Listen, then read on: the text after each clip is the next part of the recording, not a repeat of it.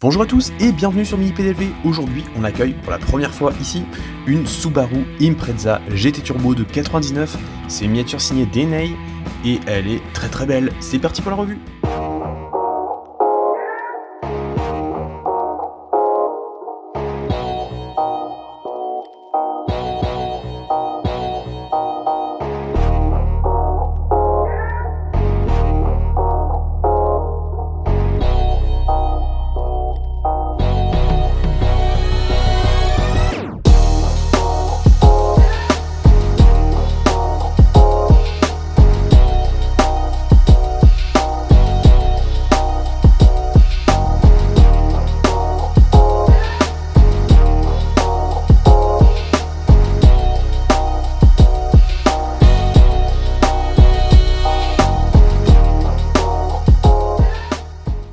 Comme je l'ai évoqué dans l'introduction, on a ici une Subaru Impreza GT Turbo de 99 à l'échelle 1/18e et c'est une réplique signée DNA Collectible.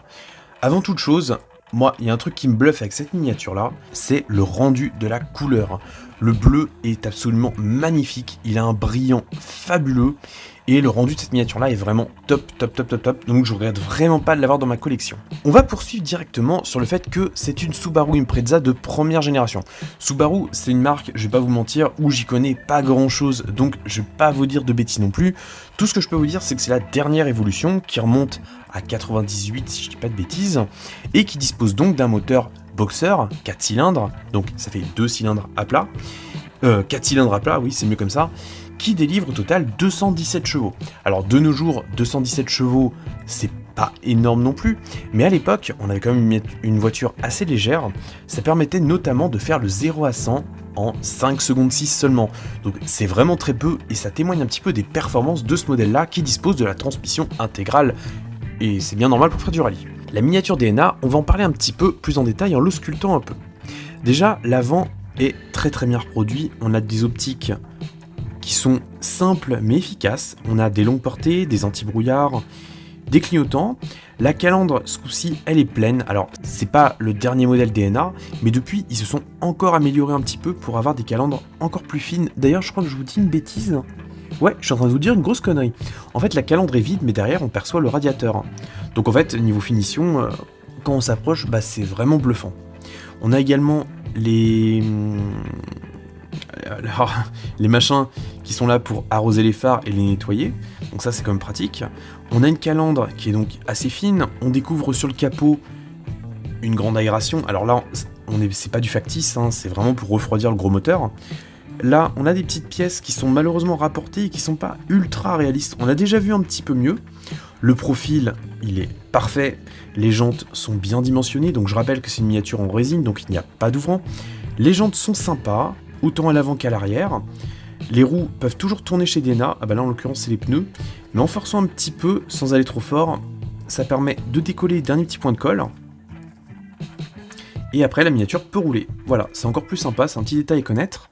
Le toit ouvrant est ici, donc il n'est pas fonctionnel bien sûr, mais il a le mérite d'être là. On a les lignes de dégivrage de la lunette arrière, les optiques arrière qui sont très bien dessinées également, logos qui sont très bien appliqués, la ligne d'échappement est très jolie aussi. On est là, autant en profiter, c'est un modèle réduit à 320 exemplaires, j'ai la numéro 262. La ligne d'échappement est sympa, c'est assez bien modélisé, même si c'est plutôt simple dans l'ensemble, c'est simple mais efficace. C'est le summum en fait. Sorties d'échappement qui sont assez fidèles, logos qui sont très fins et bien appliqués. L'intérieur, je vous greffe des photos dessus, on peut voir que c'est très finement modélisé, on a les fonds de compteur, on a l'écran de la radio, du poste pour ainsi dire. La sellerie est très jolie aussi, donc c'est une sellerie blanche et noire. On voit bien le levier de vitesse qui permet de commander la boîte 5. La finition est très soignée puisqu'on voit même les lamelles des aérations. Il n'y a pas de feutrine au sol par contre, mais ça c'est un petit détail. Et donc ben voilà ce que je peux vous dire de cette Subaru Impreza GT Turbo de 1999. Un modèle réduit réussi, honnête dans l'ensemble, vendu à un prix correct, on est sur une miniature à environ 150 €.